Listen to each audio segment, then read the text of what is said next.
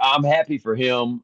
It's exciting for Major League Baseball. I mean, look, honestly, I mean, some people are saying he's one of these guys that come along every 10 years. I think it's much more than that. I feel like it's, a guy like this comes along every 30 years, every 25 years. I think you got to go back to Strasburg, was probably the last guy that had this kind of build up as far as potential, the stuff that he has coming out of college. And so it's exciting for the Pirates. I'm happy for. I got to know Paul a lot at LSU last year. I did the very first game he threw for LSU and did about 10 of his games last year. So I've seen him a lot, and I mean it's something that honestly I've never seen before. I didn't get to see Strasburg throw in college because I was playing pro ball back when, and but when Paul Skenes took the mound, I'll go back to mid-February last year at LSU, and I'd heard a lot about him, and I actually saw Paul play when Air Force came to LSU his freshman year. He was actually catching and closing for Air Force.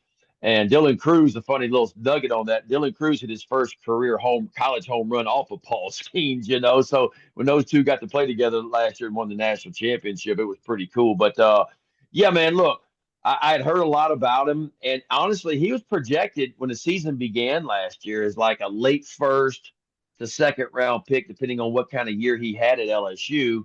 And nobody knew what he was going to do because obviously, and nothing against Air Force and the competition they play, it's not the Southeastern Conference kind of competition. But I remember it was a cool February night on a Friday, like February the 14th, and the first ball came out of his hand was like 99 miles an hour, and I went, whoa, I said, because that's not what he was supposed to throw. It's supposed to be more like low to mid 90s, show you that. I said, well, he's just amped up, and whatever. First time playing in LSU from the home, but then the next one's 100, then it's 101. And I looked at my broadcast partner and I said, what are we looking at, man? What are we looking at here? And all of a sudden he starts throwing this wipeout slider, and I'm going, holy cow. And so it just built from there. And honestly, he got better and he put together in a time where everybody's ERA was going up in the college game because of the equipment that's out there. All of a sudden, he throws up a one something ERA, and you're going, oh my gosh. And so I know kind of what he's going through because I had a lot of expectations being a 1-1 overall and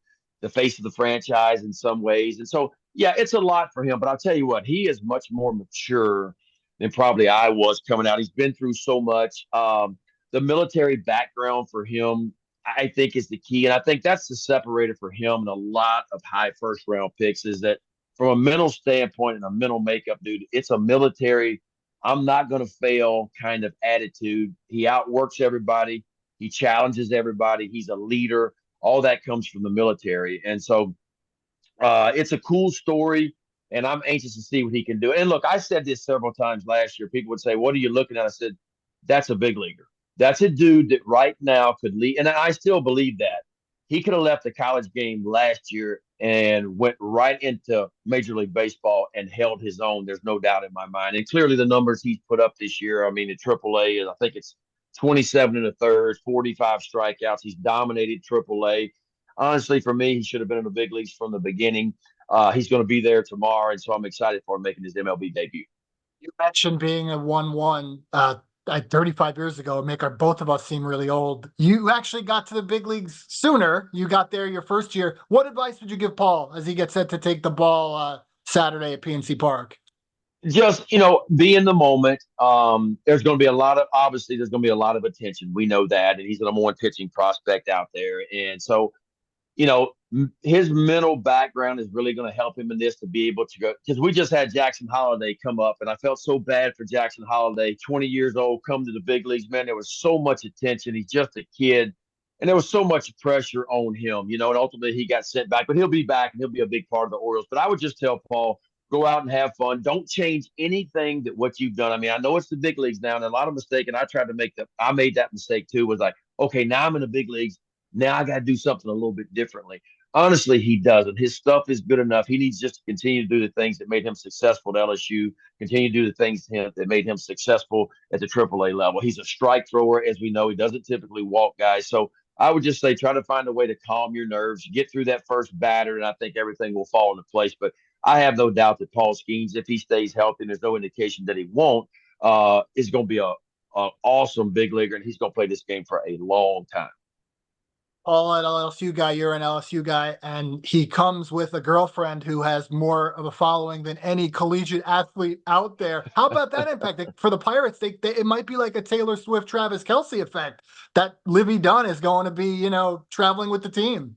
Oh, no doubt. I mean, I know about her social media following, and I like it. She's made a brand for herself, and in the era of college where we're at now, where it wasn't supposed to be pay for play, and you were supposed to go build your own brand. It feels like it is pay for play now. But Livvy did it the right way. The little bit I know about her, she built a brand once she got to LSU, and that brand really, she's done well with it. Clearly, I mean, I think she's the highest paid NIL female athlete out there in college sports. So good for her, man. She's done it the right way. And of course, and that's another plus for Paul. I mean, she's got a lot of attention on her too. He's got a lot of attention. It's a power couple, if you will, right now. And so she's going to bring a lot of attention to the Pirates. She has this huge social media following. It's only going to benefit the Pirates, and it's going to be fun to watch. I saw a little bit on social media about them traveling and getting to Pittsburgh yesterday. That's really, really cool. We just left PNC Park the other day when the Orioles were in there playing. That's a beautiful ballpark. So it's going to be fun, man. I'm going to try to catch it, and if I don't get to catch it, I'll record it and watch it. But